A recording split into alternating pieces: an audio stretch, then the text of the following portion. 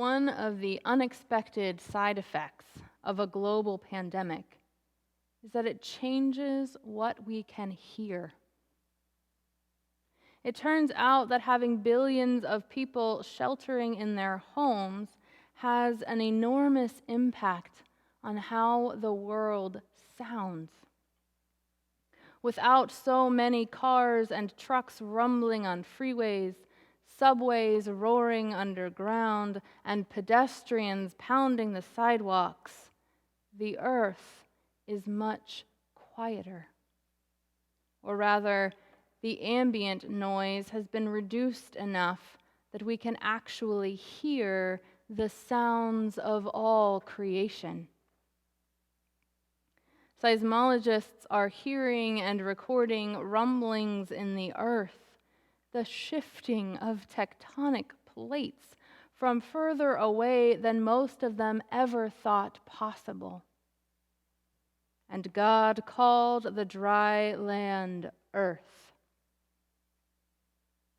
Whales apparently evidence a drop in stress hormones when the oceans become quieter from the reduction in shipping.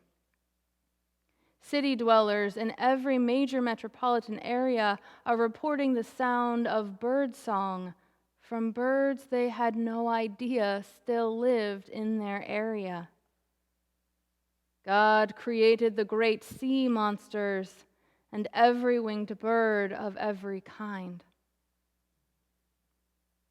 Coyotes have been heard howling from Golden Gate Park. With a reduction in pollution, bees can smell pollen from further away. Their swarms have been heard roaring in new and sometimes surprising places. God made the wild animals of the earth of every kind and everything that creeps. And God saw that it was good. God has always heard the sounds of all creation, has since the beginning been in relationship with all that God brought into being. The first thing that we find in our scriptures about God is that this God who creates is a God of community. From all time, the Spirit of God, I've said this before, this word wind, pneuma, is the breath, the Spirit of God who hovers over the face of the waters. God speaks, sending out God's word, the Word who becomes incarnate in Jesus the Christ. The God we encounter in creation is a God of mutuality. God exists within God's own self as self-emptying relationship. The one who speaks, the word that is spoken, the breath that is sent forth, one God in divine community. The 3 and 1 and 1 in 3 is a mystery far beyond our comprehension.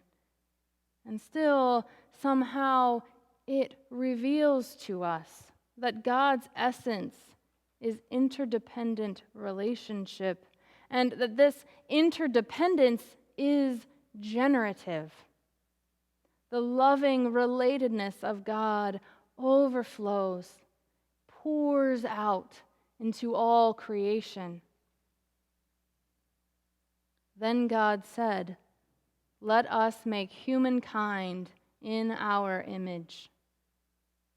It is this relational God who creates human beings in the divine likeness. We are created in the self-giving, interconnected, loving image of God. And then God invites us to see with God the goodness of creation from our place within it.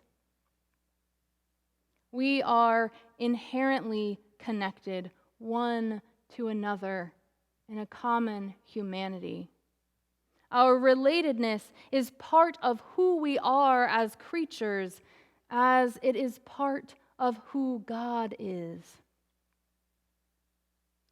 Friends, I know it flies in the face of everything our culture tries to tell us, but I actually think that when we extol the virtue of individualism, when we insist on our own autonomy, when we set the goal of not needing to depend on anyone else, we violate the image of God in one another and in ourselves.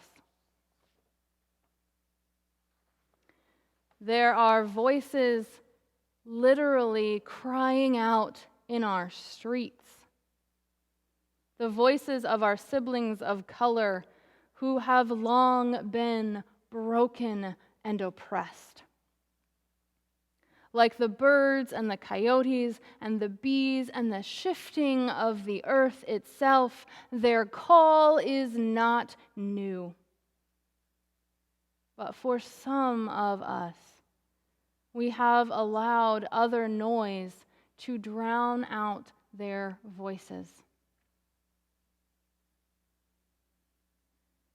I'll tell you what I heard at the protest in Palo Alto yesterday. I heard names. George Floyd and Breonna Taylor and Ahmaud Arbery, yes. And others that I knew, Trayvon Martin, Eric Garner, Michael Brown, Philando Castile, Tamir Rice. And I heard names I did not know.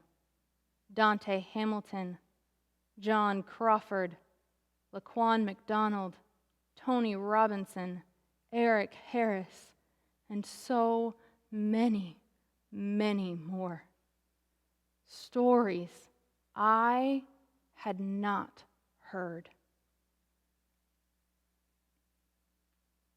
I heard a young black man talk about how his parents had been telling him since he was 8 years old not to walk with his hoodie up, to keep it down so he didn't look like a threat, so that a hoodie was not the last thing covering his body before a coffin was. I heard the deep cry of lament, the fear lived every day that he would walk out of his house and leave his mama with nothing left of him but the hashtag of his name.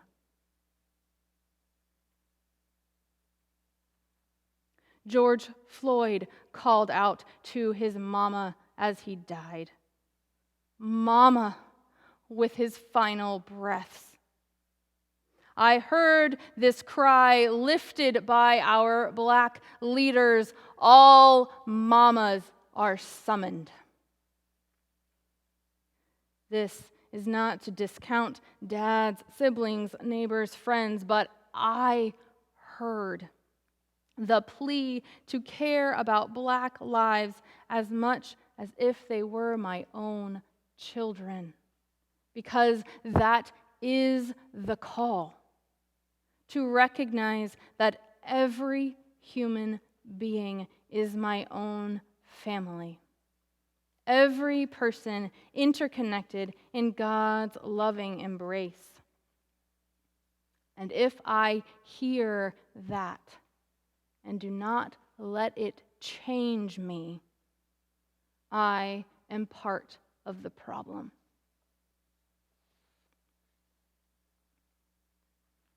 There is a lot of work to be done. We have violated God's creation and abused one another. There is no quick fix here. We need to hear the stories and learn of our own complicity, listen to what needs to change, and advocate for just policies. We must recognize ourselves and all others as part of the one divine community, interconnected and interdependent. This time of a global pandemic has shown us that in so many ways. It is awful and tragic. And there are ways in which it is helping us to hear what we have not heard clearly before, to notice and consider how we move forward. This space opening up, a loud and collective call to pay attention to oppression in this country, might help us begin to heal. We have to choose another way. We are called to participate with God to recreate this world. We can live as self-emptying people, pouring ourselves into relationship, building mutual love and respect. May we hear God calling out to us to see and restore the goodness God intends for all people. As human beings made in the likeness of God, may we together live out the generative, life-giving love of the Trinity. May we see the image of God in one another, and finally hear the cry for justice.